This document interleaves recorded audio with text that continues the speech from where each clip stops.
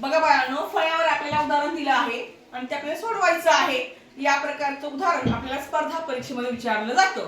काय विचारलंय बघूया आपण. शिक्षक दिन शनिवारी असेल तर शिक्षण दिन कोणत्या वारी असेल?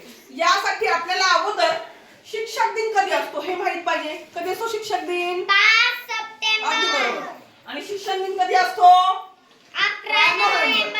मग आपल्याला 11 नोव्हेंबरचा काय करायचं आहे? वार करायचा आहे. काय करायचं आहे? वार. यासाठी आपण काय करू? उदाहरणात दिल्याप्रमाणे महिन्यांच्या दिवसांची बेरीज करू. कसं करायचं बघा. आता शिक्षक दिन सप्टेंबर महिन्यात आहे आणि कधी आहे तो? 5 तारखेला. मग ते 5 दिवस गेले. म्हणजे सप्टेंबर महिन्याचे 25 दिवस. किती दिवस? 25.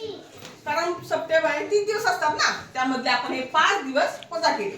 आता ऑक्टोबर महिन्याचे 31 दिवस. किती दिवस? 31 दिवस. अगदी बरोबर. आणि आपल्याला काय विचारलंय? शिक्षण दिन कोणत्या वारी आहे म्हणून ते आपल्याला 11 दिवस घ्यावे लागतील. नोव्हेंबरचे 11 दिवस. 11 दिवस. आता ठिकाणची काय करायला लागेल आपल्याला? बेरीज. 25 अधिक 31 अधिक 11. 5 1 अधिक 5 अधिक 1 6. 6 अधिक 1 7. 2 अधिक 3 5. 5 अधिक 1 6. किती उत्तर आलं? 67. अगदी बरोबर. आता या 67 ला आपल्याला आठवड्याच्या दिवसानं भागायचं आहे. किती असतात आठवड्याचे दिवस? 7. अगदी बरोबर. म्हणजेच 67 भागिले 7. मग 7च्या पाड्यात 67 आहेत का? नाही. पण त्यापेक्षा लहान संख्या कोणती आहे? 63. म्हणजे 7 9 63. 7 मधून 3 गेले 4 आले. 6 मधून 6 गेले 0. बाकी किती आले बाळांनो?